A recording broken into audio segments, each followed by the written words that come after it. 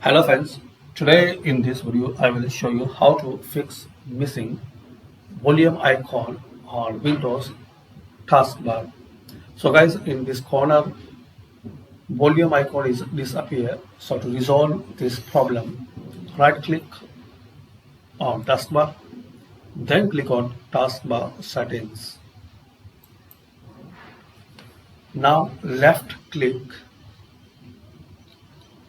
on system icons.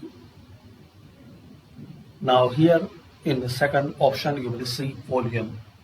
So to show and to fix disappear volume icon, click here. So as we can see now,